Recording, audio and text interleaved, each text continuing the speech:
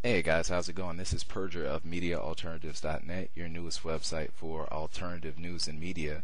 There are two news stories that I wanted to go over today with you. One of which was posted at the Washington Post, Pentagon to detail troops to bolster domestic security. It's a really nice and fancy way of saying, hey, we're going to put a battle-hardened Iraq, battle-tested troops on American streets. The next story I want to go over with you is, I haven't really seen an article on this, but I was listening to C-SPAN this morning. I'll go over the article on WashingtonPost.com first. The article starts off by saying the U.S. military expects to have 20,000 uniformed troops inside of the United States by 2011, trained to help state and local officials respond to a nuclear terrorist attack or other domestic catastrophe, according to Pentagon officials. The long-planned shift in the Defense Department's role in Homeland Security was recently backed with funding and troop commitments after years of prodding by Congress and outside experts, defense analysts said. There are critics of the change in the military and among civil liberties groups and libertarians who express concern that the new Homeland Security emphasis threatens to strain the military and possibly undermine posse comitatus, or rather the Posse Comitatus Act, a 130-year-old federal law restricting military's roles in domestic law enforcement. But the Bush administration and some in Congress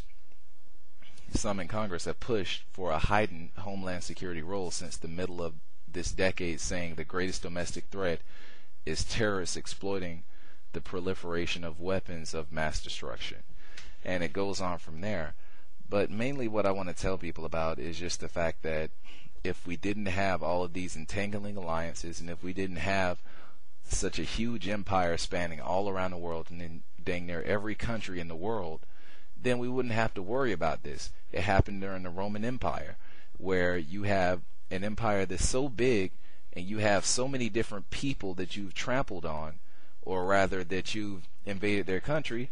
You don't know who's your enemy, and it's not like during World War II, where, and I'm not advocating that we intern anyone, but when we fought back against Japan, we put all of the Japanese people in internment camps because we didn't want them rising up and rebelling within America.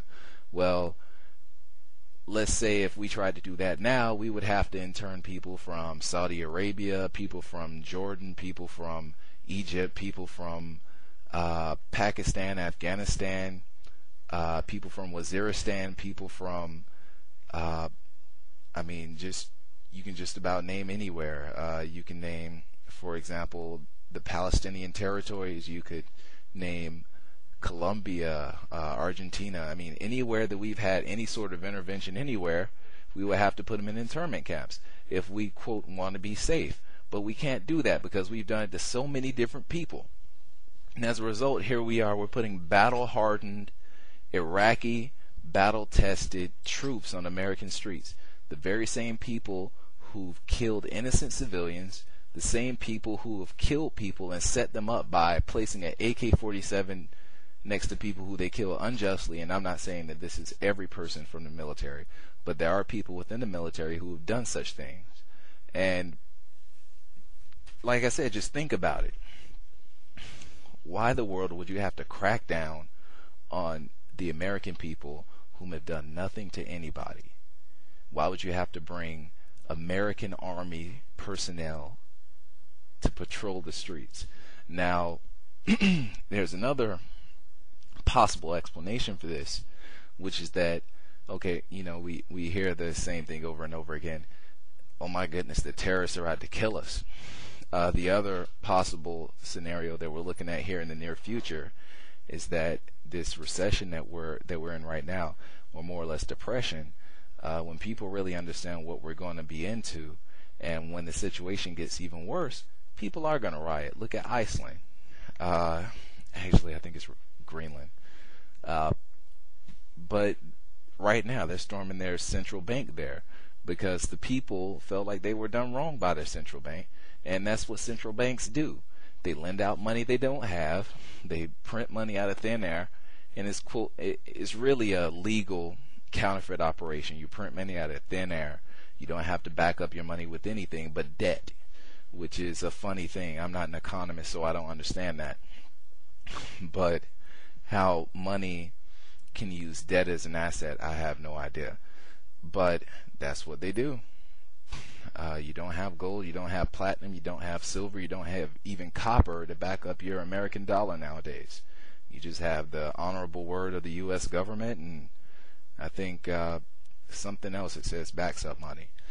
But long story short, that's my whole rant on that situation, which is that if we didn't have all this stuff going on, and if we didn't attack all these different people, then we wouldn't have to worry about it. The second story I want to talk about was about C-SPAN this morning. C-SPAN, Barack Obama gave a briefing. He had a press meeting this morning, and he was talking to a few people. And one of the questions was asked to him, does he still intend on withdrawing the troops from Iraq within the first 16 months? And his response was a very funny response. And what he said was that he always said he would withdraw combat troops, but he did not say that he would not leave non-combat troops there, which means that we're still going to have troops there. Now, some people already knew this. Some people already said, well, hey, we already knew he wasn't going to withdraw everyone, and what he says is fine with me. Now, the second part of his statement was that it depends upon what the commanders say on the ground. Now, to my knowledge, back about 2 years ago, the reason why the Democrats were swept into office was because they were supposed to be getting us out of Iraq unconditionally. They weren't going to pull out just combat troops. They were going to pull out all the troops. The reason being is that it was a war that we were lied into, and that we don't have any purpose for being there anyway. Regardless of what reason they come up with, we don't need to be there. I don't care whether it be to help them start elections. They already had the Purple Fingers elections.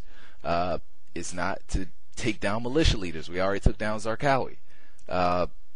It's not to liberate the people. They're already liberated. It's not to catch Saddam Hussein. We already caught him.